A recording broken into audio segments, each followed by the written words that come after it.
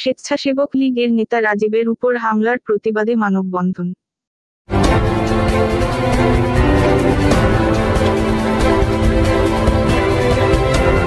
চট্টগ্রাম নগরীর বারিজিক থানাধীন কেবল ব্যবসায়ী, মানবিক রাজনীতিবিদ ও বারিজিক থানা স্বেচ্ছাসেবক লীগ নেতা মোহাম্মদ রাজীব হোসেনের উপর হামলার প্রতিবাদে স্থানীয় সচেতন এলাকাবাসী ও চট্টগ্রামের সর্বস্তরের জনসাধারণের উদ্যোগে ১১ই মে শনিবার বেলা ৪টায় চট্টগ্রাম প্রেস ক্লাব চত্বরে চট্টগ্রাম মহানগর স্বেচ্ছাসেবক লীগের সহ-সভাপতি অ্যাডভোকেট তসলিম উদ্দিনের সভাপতিত্বে ও শাহীন রেজার সঞ্চালনায় মানববন্ধন ও বিক্ষোভ কর্মসূচি অনুষ্ঠিত হয়।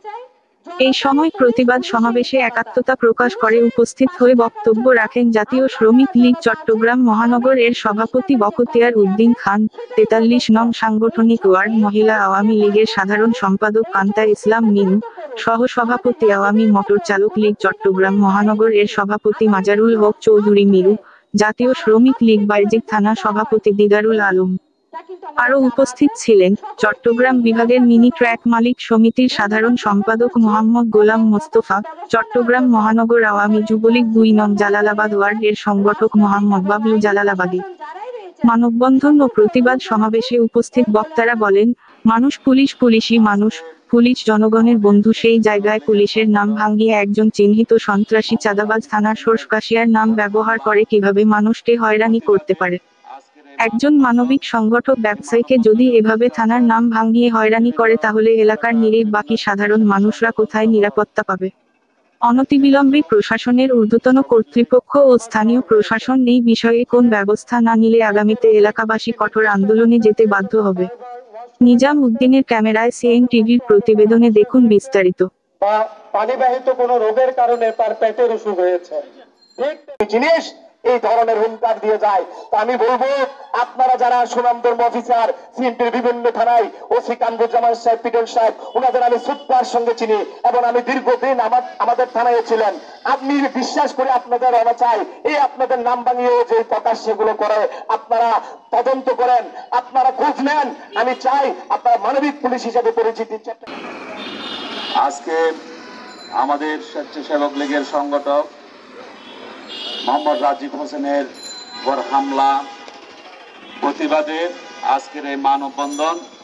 এই মানববন্ধনে উপস্থিত আছেন বিভিন্ন এলাকার বিভিন্ন স্বেচ্ছাসেবী সংগঠন সহ নেতৃবৃন্দ, শ্রমিক লীগ, কৃষক লীগ, স্বেচ্ছাসেবক লীগ, ছাত্রলীগ এবং মহিলা আওয়ামী লীগ সহ অনেক যুবলীগ সহ অনেক নেতৃবৃন্দ উপস্থিত আছেন।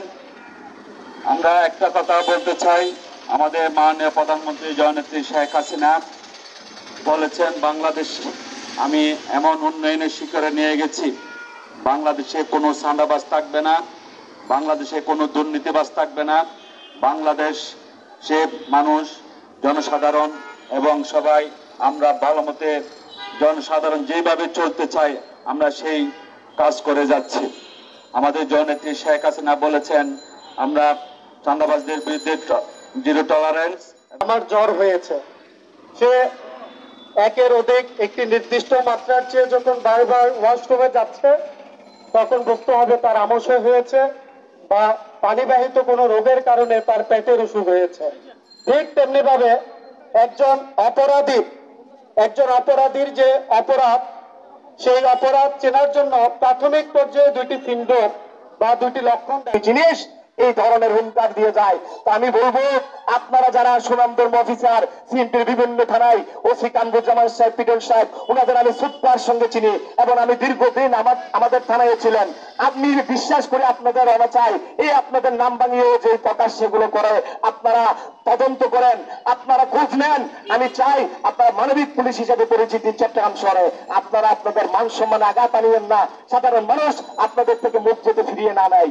এই সমস্ত চোষ নামদারি পেশিয়ারকে আপনারা বয়কট করবেন এবং এই প্রমাণগুলো দেখেও যদি তাকে আপনারা আশ্রয় প্রশ্রয় দেন তাহলে এই সমাজ, এই বাইজিদবাসী আমার মনে হয় না আর কোথায় যাবে ভাই। আমরা রাতে